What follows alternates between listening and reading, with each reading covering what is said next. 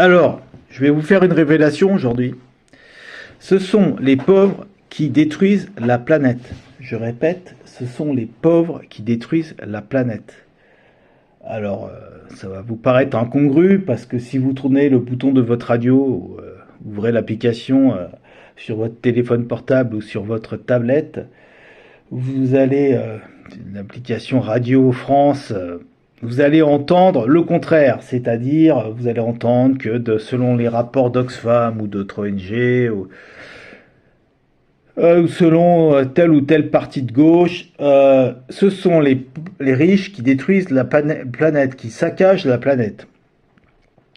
Alors je vais vous montrer que c'est évidemment faux, avec des raisonnements de base économique qui, je pense, convaincront tout être rationnel. Alors la première chose, et c'est aussi le leitmotiv d'Hervé Kampf, qui reprend sur son site Reporter, site soi-disant écologiste, mais en fait internationaliste et pro-industrie verte, que ce sont les riches qui détruiraient la planète, et donc il suffirait il a écrit un livre dessus qui fait référence dans à gauche, et donc il suffirait d'éliminer les riches pour que la planète se porte bien. Alors, bon, c'est faux et je vais le démontrer bientôt. Alors, tout d'abord, je voudrais dire deux choses. Je voudrais dire d'abord que je suis moi-même pauvre, donc très pauvre. Je vis en dessous du seuil de pauvreté. Je ne suis donc pas un riche et je n'ai aucun intérêt à défendre les riches. Je n'ai jamais rien reçu d'eux. Je vis dans une pauvreté extrême. Comme je l'ai dit, j'ai été dans mes vidéos précédentes, j'ai d'abord été ingénieur et j'ai gagné correctement ma vie, mais j'étais un petit chercheur ingénieur et, en industrie microélectronique, je gagnais autour de 2500 euros. Mais j'étais dans une précarité extrême et donc c'est parce que j'avais des contrats que d'un an, de 6 mois, et j'avais aussi beaucoup de périodes de chômage où j'étais très peu indemnisé. Et donc, au bout du bout, j'avais pas de logement, j'ai fini à la rue en ayant du travail, ce qui était très difficile. Et donc, j'étais excessivement précaire, vivant en sous-location, et donc et à la rue, et donc et à l'hôtel aussi, en auberge de jeunesse, dans des chambres de 6 pendant des mois et des mois. Donc j'ai craqué, et à la fin, on a décidé avec ma compagne de partir à la campagne, en France, même si on vivait dans une bicoque, au moins on avait un toit, mais même si on avait très froid. Et voilà, et donc on vivait avec rien du tout. Et en autoproduction, à faire du bois tout le temps et avoir très froid, parce qu'on pouvait pas faire de travaux, on n'avait pas d'argent, et on n'avait pas de voiture. Donc moi j'ai pas mon permis, j'ai jamais eu d'argent pour passer mon permis jusqu'à maintenant. Et donc j'étais dans une pauvreté extrême, donc je n'ai aucune affection pour les riches. Et par ailleurs, je ne suis pas de droite, je n'aime pas la droite, je n'aime pas l'argent, je n'aime pas ceux qui aiment cet ordre établi industriel. C'est absurde, pour moi l'argent est absurde, c'est effectivement quelque chose de destructeur, pas simplement de l'environnement, mais de toutes les valeurs humaines, etc. Donc je n'ai aucun respect pour l'argent, aucun respect pour la richesse, aucun respect pour la réussite sociale, mais je ne suis pas débile, je suis conscient et je n'écoute pas la petite musique de gauche qui, comme je vous l'explique, vais vous l'expliquer, et a été mise en place pour maintenir le système industriel. Car en effet, si pendant 200 ans le système industriel s'est maintenu, ce n'est pas à cause de l'idéologie de droite. L'idéologie de droite, elle ne convainc pas grand monde et elle n'aurait jamais à elle seule soutenu un système politique sur lequel est adossé le développement de l'industrie. Ce qu'il a fallu dans ce système politique, c'est une idéologie de gauche, c'est-à-dire l'idéologie marxiste de gauche, marxiste parce que et socialiste, mais marxiste en gros, en s'opposant aux anarchistes et comme je l'ai expliqué, à ceux qui étaient réticents au début à l'industrialisation. En effet, au début, je vais faire un rapide historique pour mettre les choses au point, pour expliquer l'origine de la gauche et pourquoi c'est une arnaque suprême et pourquoi elle est la cause de nos malheurs. La gauche a été mise en place pour empêcher toute révolte, comme je l'ai expliqué, et ça a commencé par le marxisme, parce qu'à l'époque, il y avait des gens qui n'étaient pas débiles, les ouvriers de l'époque, les artisans, qui avaient un statut, constataient que l'introduction du machinisme et des machines à l'industrialisation renforçait le pouvoir des patrons et les précarisait excessivement. En fait, ils étaient poussés, quand tout ça s'est mécanisé, ils étaient poussés à la rue, ils étaient poussés à devenir des esclaves, et les conditions de vie des nouveaux ouvriers, de ceux qui avaient perdu leur statut d'artisan, étaient absolument horribles. Vous avez qu'à regarder les gravures sur Londres de l'époque, l'espérance de vie était minable, ils respiraient un air absolument infâme, il y a eu des épidémies monstrueuses, donc c'était une vie déplorable. Donc on est passé d'une vie de paysan, à une vie ouvrière qui était vraiment affreuse. Et tous ces gens-là, il y a eu des révoltes monumentales qui s'expliquent notamment l'émergence de la Révolution française, les tisserands à Lyon qui ont brisé massivement leurs machines parce qu'ils ne voulaient pas de cette mécanisation. En Angleterre, ça a été encore pire, ça a été la Révolution des Ludites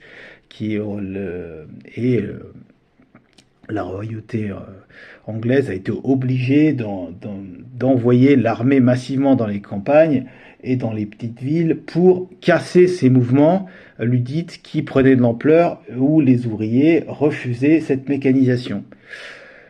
Donc, il a fallu mettre en place un système.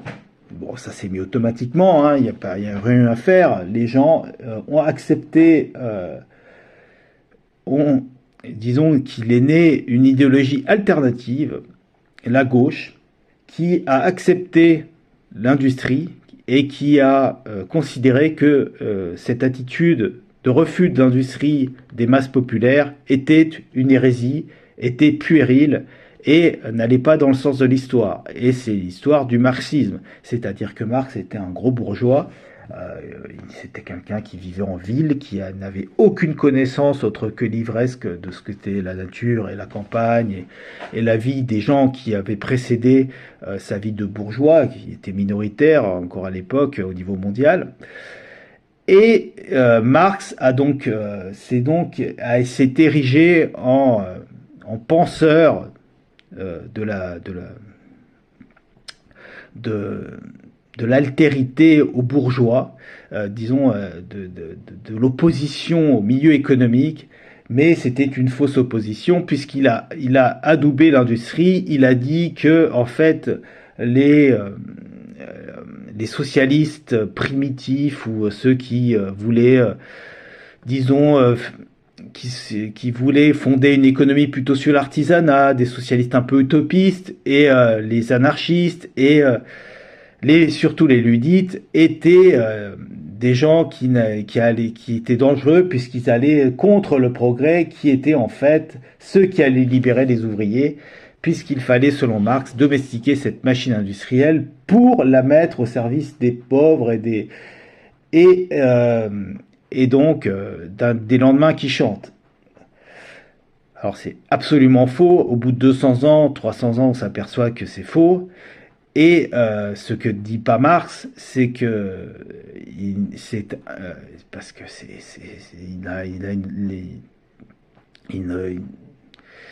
il nie cet aspect, c'est que l'industrie est un système autoritaire et donc son économie est nécessairement autoritaire.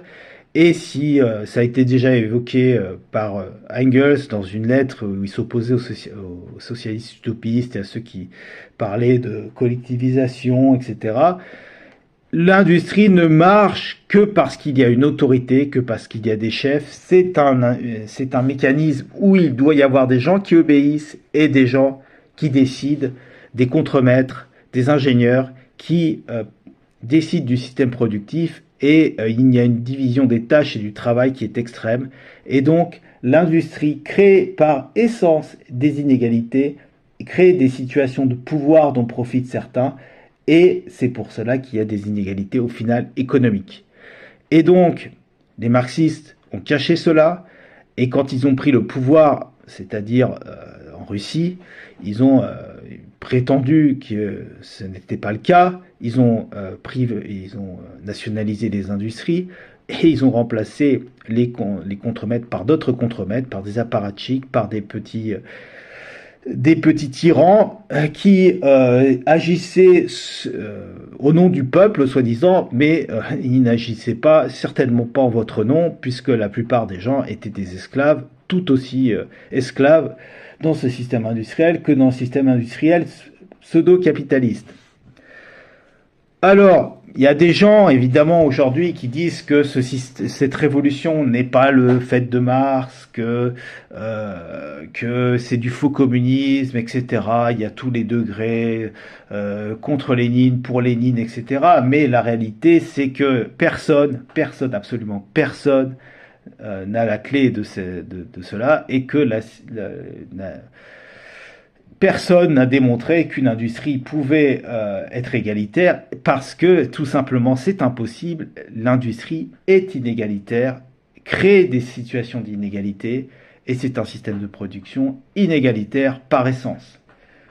Donc la gauche vous ment, la gauche a été instigée, a été acceptée par les patrons, par exemple dans le système politique, parce qu'elle ne remet pas en cause l'industrie, et elle ne remet en cause rien du tout.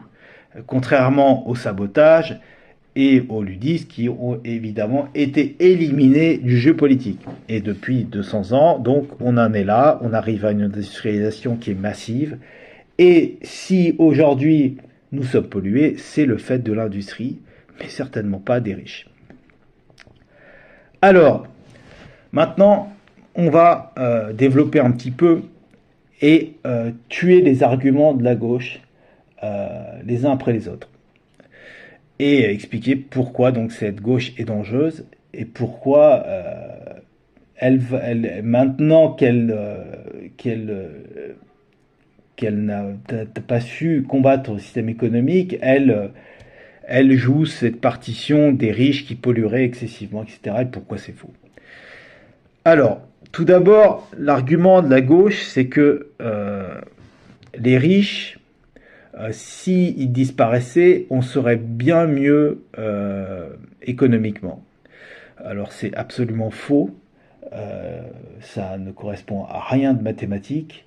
Si on prend par exemple la fortune d'Elon Musk, c'est 200 milliards, ça fluctue beaucoup, je ne sais plus combien de milliards, mais c'est de l'ordre de centaines de milliards.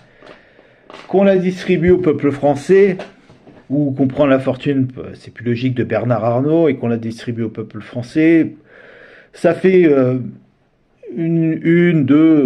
quelques centaines de milliards divisé par 70 millions, le nombre d'habitants, et on obtient que, en fait, ça nous libérait quelques milliers d'euros pendant 1, 2, 3, 4 mois, et qu'après, une fois qu'on aurait dilapidé tout ça, on serait exactement dans la même merde. Donc c'est pas du tout une solution. Et donc, s'attaquer aux ultra-riches comme propose la gauche, ça ne réglera pas grand-chose, c'est mathématiquement impossible. Donc, il reste de s'attaquer, d'appliquer un programme vraiment de gauche, c'est-à-dire le programme des stalinistes, c'est-à-dire, ou des ultra-communistes, ou je sais pas quoi, de partager tous les revenus et tous les capitaux. Alors, regardons les chiffres. Si on partageait tous nos revenus, moi j'ai pris les courbes de l'INSEE de 2016, qui sont sur Internet, et j'ai regardé attentivement. Et la première chose qui saute aux yeux, c'est qu'il y a quand même en France beaucoup de riches. C'est-à-dire qu'il y a beaucoup de gens qui sont pas riches, mais qui sont à l'aise.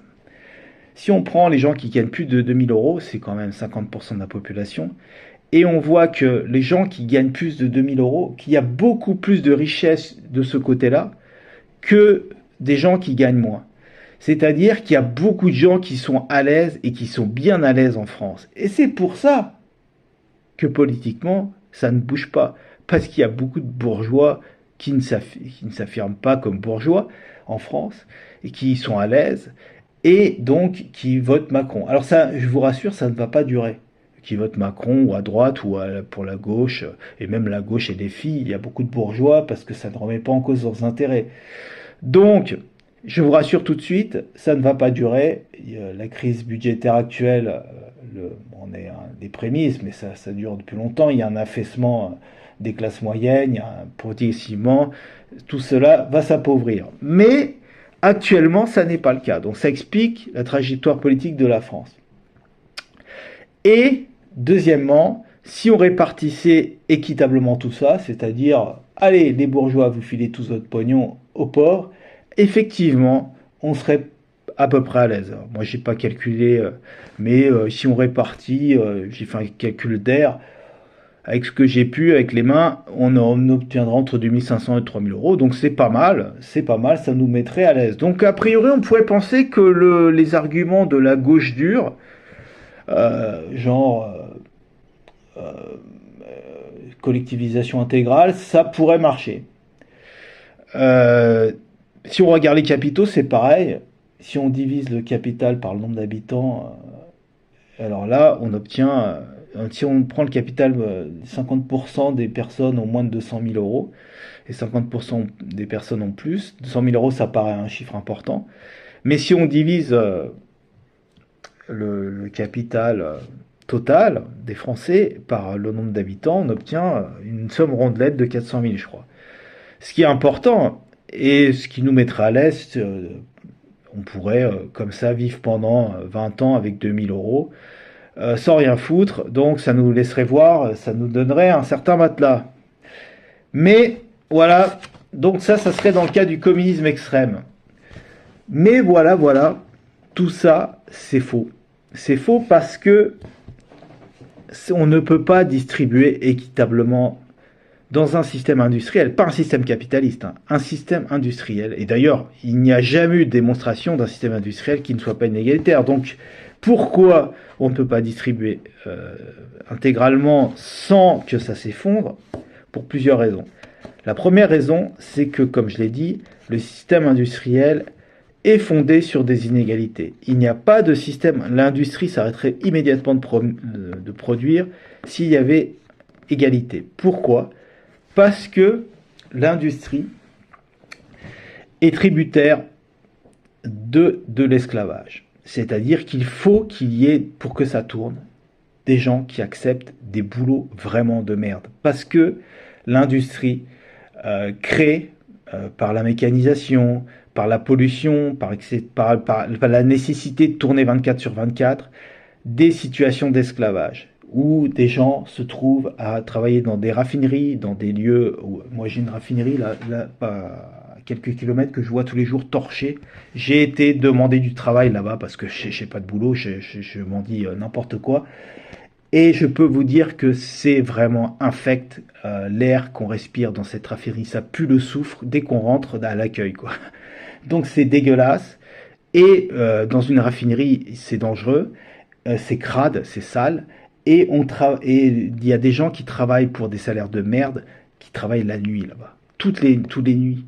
Donc ce sont des véritables esclaves qui sont pollués. Pareil dans les soins, pareil.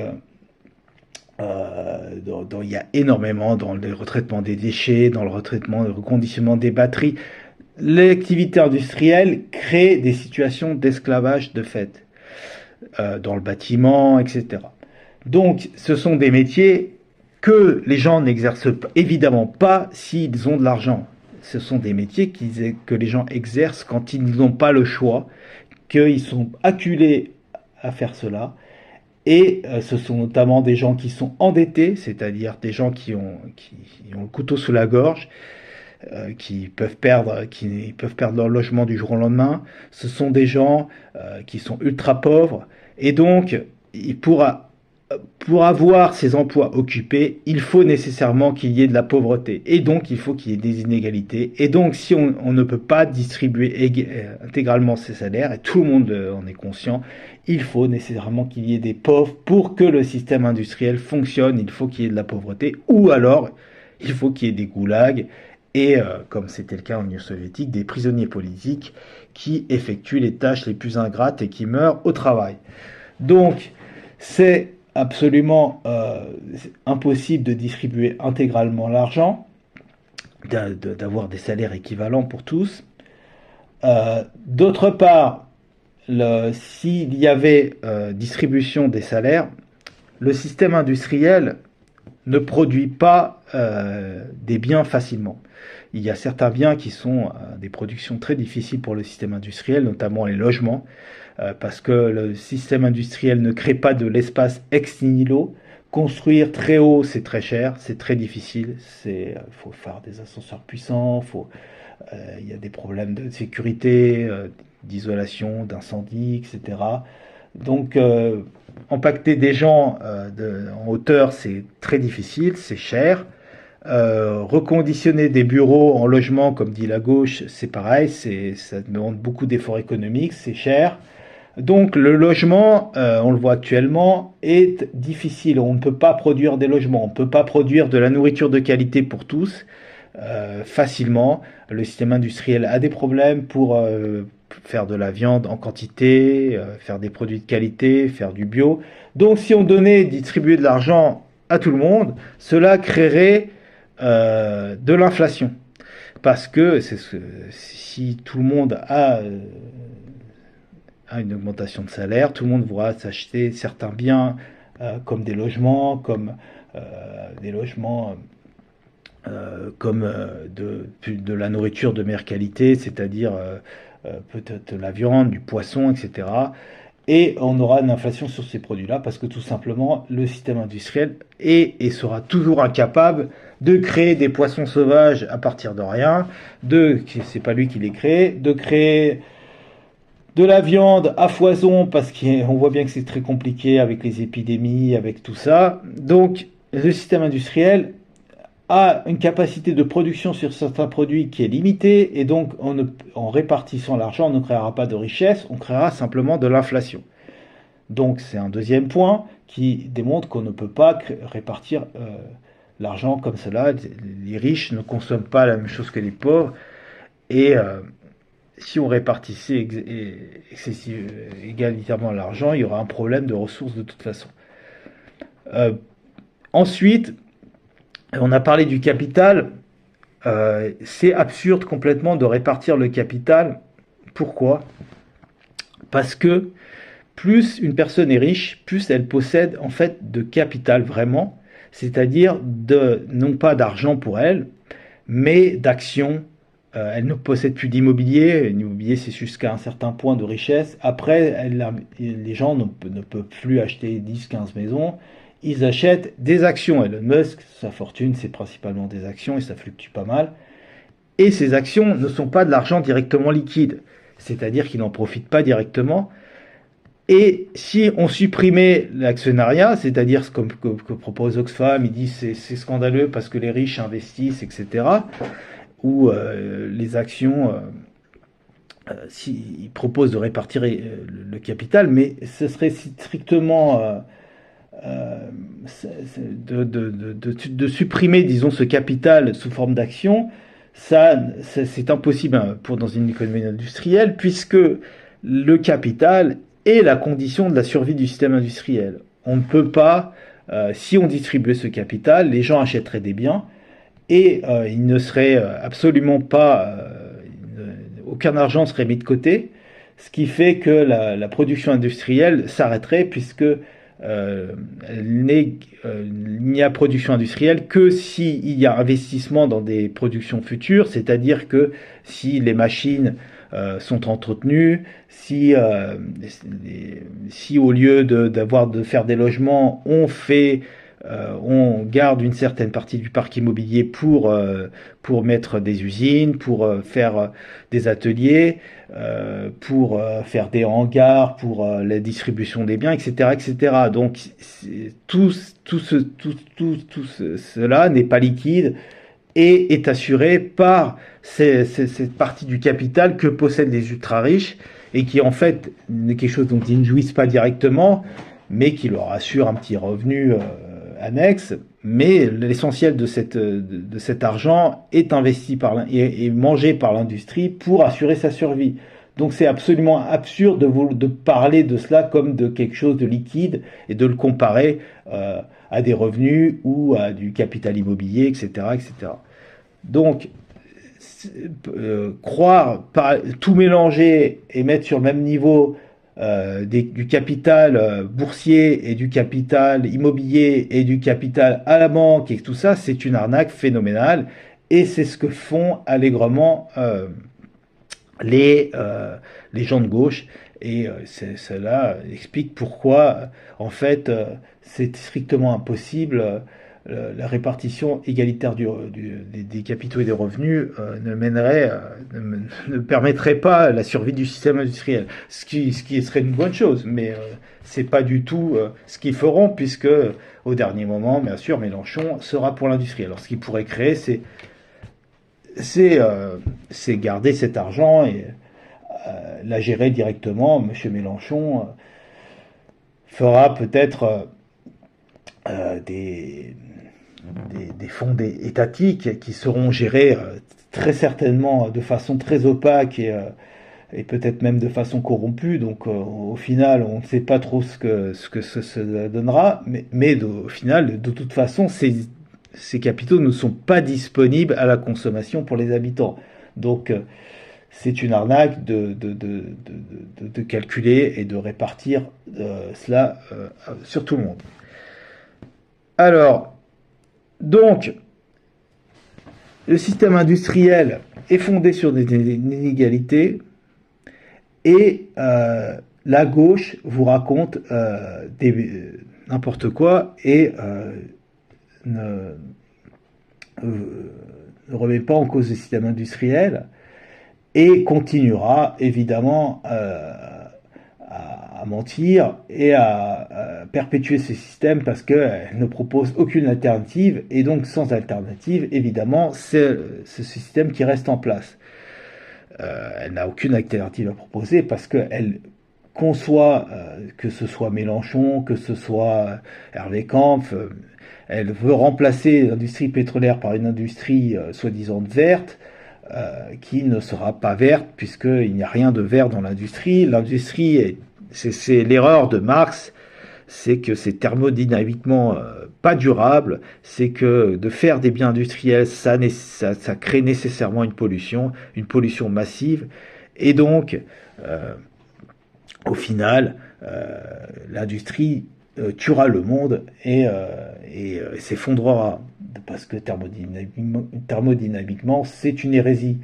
Et Hervé Kampf, comme les autres, racontent n'importe quoi et sont en train de prétendre que... alors ils prétendent justement que les riches saccagent la planète, comme ça permet... mais en fait ils ne saccagent pas du tout la planète. Puisque si on regarde souvent dans ce calcul, ce qui est fait, c'est qu'on dit que les riches ont des capitaux et ce sont eux qui soutiennent l'industrie pétrolière, par exemple. Donc, parce que, bon, si on regarde l'immobilier, leur consommation de steak, leur consommation même d'avion, c'est minoritaire. Il faut rappeler que l'aviation, c'est rien du tout par rapport à toutes les voitures qui roulent, que les prolos comme nous utilisons tous les jours. Donc, c'est bidon.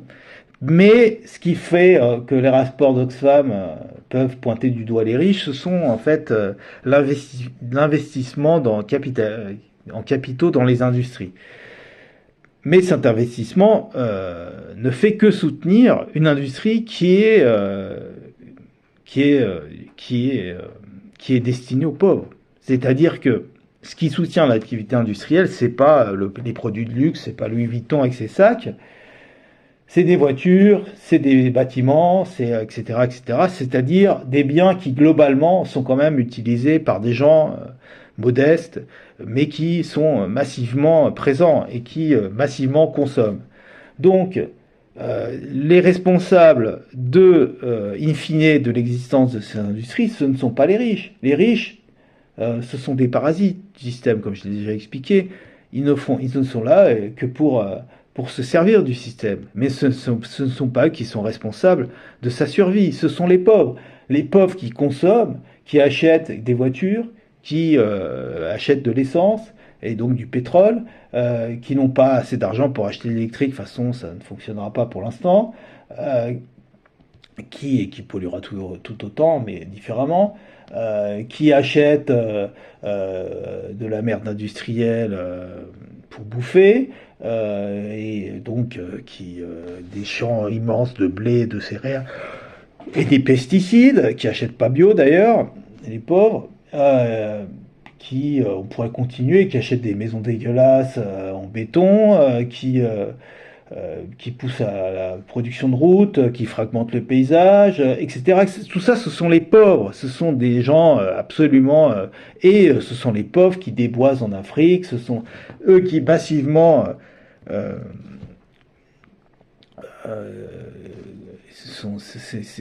qui vont venir en Europe pour travailler, pour faire les boulots d'esclaves qui maintiennent le système industriel, etc., etc. Donc ce sont... Au final, ce ne sont pas les riches qui sont la cause du système industriel, ce sont les pauvres.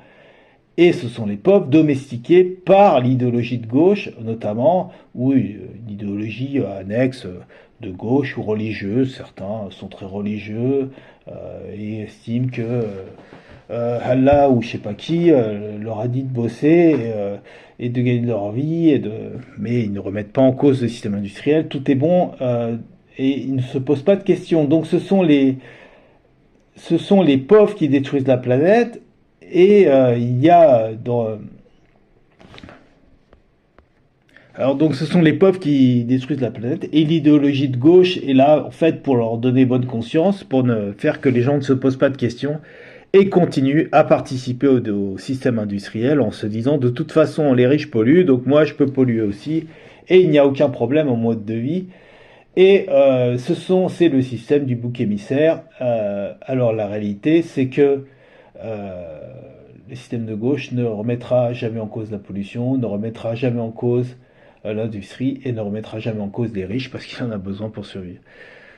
Voilà. Et c'est donc pour ça que le système industriel va s'effondrer, parce qu'il n'y a aucune chance, tant que cette idéologie flotte sur les médias et est utilisée par ceux-ci pour ne pas se remettre en question, qu'il y ait une prise de conscience et qu'il y ait un changement radical des comportements et des individus. Donc on est bombardé médiatiquement par ces différentes théories, que ce soit la théorie macroniste, de toute façon il n'y a pas de problème avec la technique, on peut tout régler, à la théorie gauchiste, soi-disant pseudo-alternative ce sont les riches qui détruisent la planète et donc foutons en l'air les riches et ça ira mieux. Mais non, ce ne sont pas les riches qui détruisent la planète. La croissance et la technologie ne nous sauvera pas. Ce qui va nous sauver, ce qui va sauver la planète, c'est un effondrement, c'est-à-dire l'arrêt de ce système industriel, que cela soit difficile ou pas. Ça, c'est une autre histoire qu'on verra au prochain numéro. Il y a un dernier point aussi sur lequel je voudrais insister. Je pense qu'on a une vision des fois un peu simpliste et manichéenne de ces trucs-là. Par exemple, c'est évident que les pétroliers, en particulier Exxon, sont responsables et d'une certaine manière coupables. Du climato-scepticisme, des marchands de doute, oui, etc. Ils ont financé ça. Ils ont financé ça, évidemment. Après, c'est aussi des boucs émissaires faciles. Parce que, je veux dire, le pétrole qu'ils produisent, en fait, ils profitent à énormément de secteurs économiques. Par exemple, je sais pas, l'industrie automobile, bizarrement, est beaucoup moins sujette à la vindicte médiatique que Total. Il n'y a pas de raison, hein. Enfin, je veux dire, ils sont tout aussi dépendants. L'aviation, pareil, c'est tout aussi responsable et dépendant. Mais on pourrait aller beaucoup plus loin. En fait, c'est tous les transports, toute la construction, toute l'extraction minérale. Tout ça est entièrement dépendant des énergies fossiles et donc du travail de Total, Exxon, etc., quoi. Pour ça que j'aurais tendance à dire que c'est assez confortable pour les citoyens de dire, voilà, il y a quelques grands méchants, on leur met des noms, Total, Exxon, machin chose, et on s'interroge pas sur le fonctionnement de notre économie en général. Il n'y a pas un capitalisme fossile et un capitalisme vert. Ça, c'est des conneries. Le capitalisme fonctionne sur des réseaux techniques qui sont complètement entremêlés, quoi. Voilà, c'est un peu ça, moi, il me semble, qu'il faut qu'on soit capable de discuter sérieusement.